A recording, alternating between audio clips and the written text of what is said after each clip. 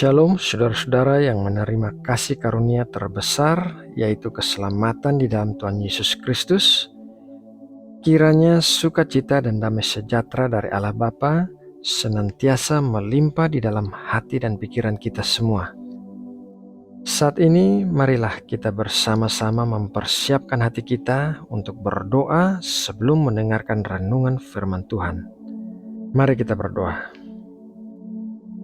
Tuhan Allah yang kami sembah di dalam roh dan kebenaran, kami datang dengan hati yang dipenuhi sukacita dan ucapan syukur karena telah mengalami satu hari lagi yang baik bersamamu. Terima kasih karena Engkau selalu menyertai kami dan tidak pernah meninggalkan kami. Bapa, malam ini kami telah mempersiapkan hati kami untuk menerima berkat firman-Mu yang akan mengajar, mengubahkan, dan menuntun langkah kami. Berkatilah kami dengan hati yang bisa mengerti akan kebenaran firman-Mu yang sebentar lagi kami dengarkan.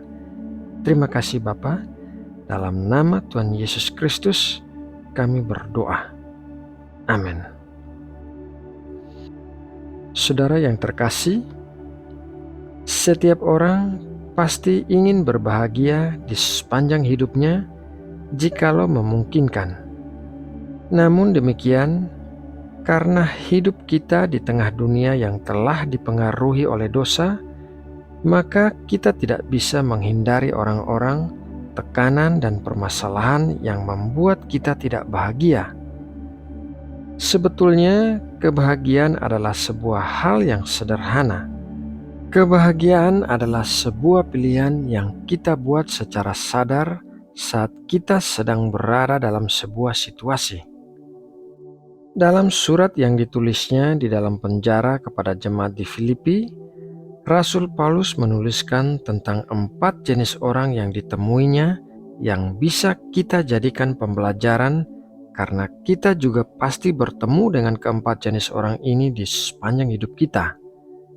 Mari kita baca dalam Filipi 1 ayat 15-17.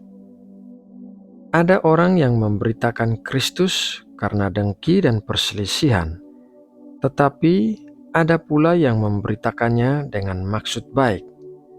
Mereka ini memberitakan Kristus karena kasih, sebab mereka tahu bahwa aku ada di sini untuk membela Injil.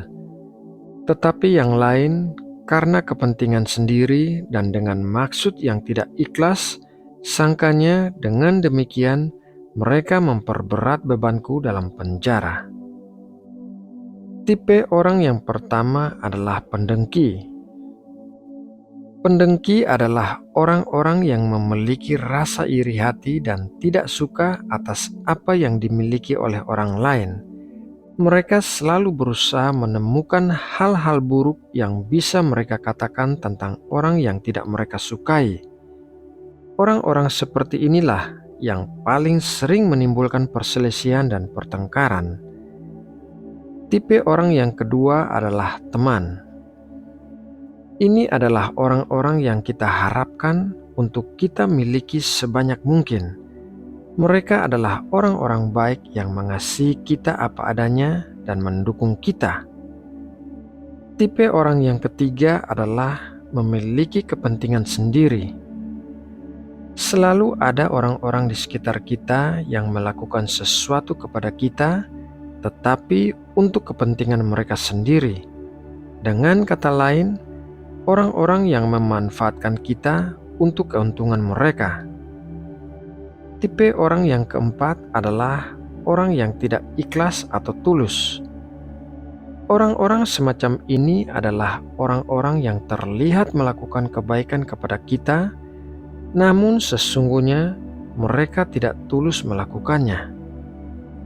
Saudara yang terkasih, meskipun Rasul Paulus dikelilingi oleh 4 jenis orang ini, yang sebagian besar diantaranya adalah orang-orang yang menyulitkannya, namun reaksi Rasul Paulus dinyatakan dalam Filipi 1 ayat 18-19. Tetapi tidak mengapa, sebab bagaimanapun juga Kristus diberitakan, baik dengan maksud palsu maupun dengan jujur. Tentang hal itu, aku bersukacita, dan aku akan tetap bersukacita karena aku tahu bahwa kesudahan semuanya ini ialah keselamatanku oleh doamu dan pertolongan Roh Yesus Kristus. Rasul Paulus memilih untuk bersukacita dan tetap bersukacita apapun yang terjadi atas dirinya. Hal-hal yang membuatnya tetap bersukacita adalah karena ia memiliki iman, dukungan doa dari jemaat Filipi, dan pertolongan Roh Kudus. Rasul Paulus memiliki iman karena ia mengetahui bahwa tujuan akhirnya adalah keselamatan. Meskipun manusia bisa melakukan hal-hal yang buruk terhadapnya, tetapi ia yakin akan keselamatan yang telah diterimanya di dalam Kristus. Segala sesuatu yang dialaminya di dunia ini hanya bersifat sementara. Jadi ia memilih untuk bersukacita dalam situasi apapun yang sedang dialaminya. Rasul Paulus juga memiliki saudara-saudara yang mendukungnya dalam doa. Hal ini merupakan sesuatu yang menguatkan di saat seseorang sedang mengalami hari-hari yang berat.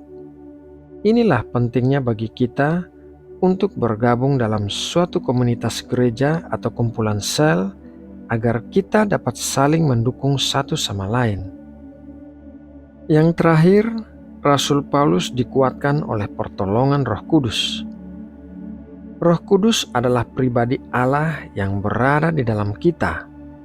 Ia senantiasa menguatkan dan memberikan kita pertolongan karena Ia mengasihi kita.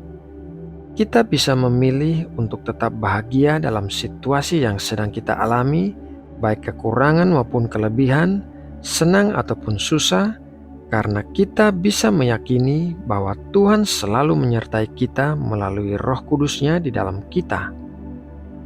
Saudaraku yang terkasih di dalam Tuhan Yesus Kristus, marilah kita menjadi anak-anak Tuhan yang senantiasa bersukacita apapun yang sedang kita alami di dalam hidup kita.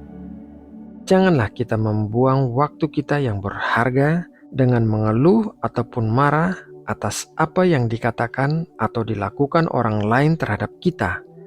Serahkanlah semuanya kepada Tuhan, maka Tuhan akan membela kita apabila kita tetap berjalan di dalam kebenaran Tuhan. Saudaraku, demikianlah renungan firman Tuhan malam ini. Semoga memberkati dan menguatkan kita semua. Mari kita berdoa untuk menutup renungan ini. Bapa Surgawi, kami bersyukur atas kemurahan-Mu yang tak terhingga, karena hari ini Engkau telah berbicara kepada kami melalui firman-Mu yang hidup dan berkuasa. Terima kasih atas pengajaran, nasihat, dan dorongan yang kami terima melalui renungan malam ini. Bapa, tolonglah agar kami dapat menerapkan nilai-nilai yang telah Engkau sampaikan kepada kami dalam kehidupan sehari-hari, dan bantu kami untuk hidup sesuai dengan kehendak-Mu dan menjadi saksi yang setia bagi kemuliaan-Mu di dunia ini. Kami berdoa agar firman-Mu menjadi terang bagi jalan kami dan membimbing kami melalui kegelapan, hadir saat kami merasa sendirian, dan menguatkan kami ketika kami lemah. Jadikanlah hidup kami sebagai cermin yang mencerminkan kasih dan kebaikan-Mu kepada dunia di sekitar kami. Bapa, kami juga mengucap syukur atas hari yang telah Engkau berikan kepada kami. Kami bersyukur atas kasih-Mu yang tidak berkesudahan dan perlindungan-Mu yang tiada henti. Sebelum kami beristirahat, kami ingin mempercayakan hidup kami di bawah perlindungan-Mu yang penuh kasih.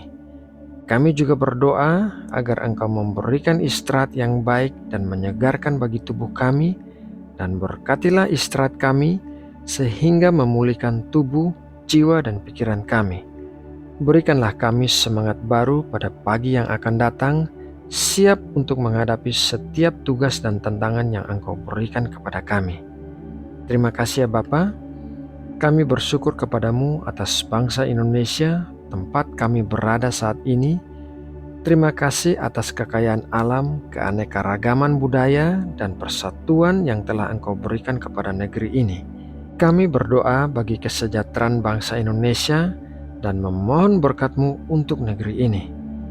Kiranya Engkau memberikan hikmat dan kebijaksanaan kepada para pemimpin bangsa ini. Bimbinglah mereka untuk memimpin dengan integritas, keadilan, dan kepentingan yang lebih besar daripada diri mereka sendiri.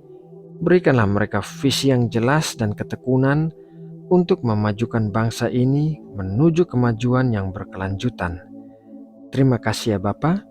Dalam nama Tuhan Yesus Kristus, kami berdoa dan mengucap syukur. Amin.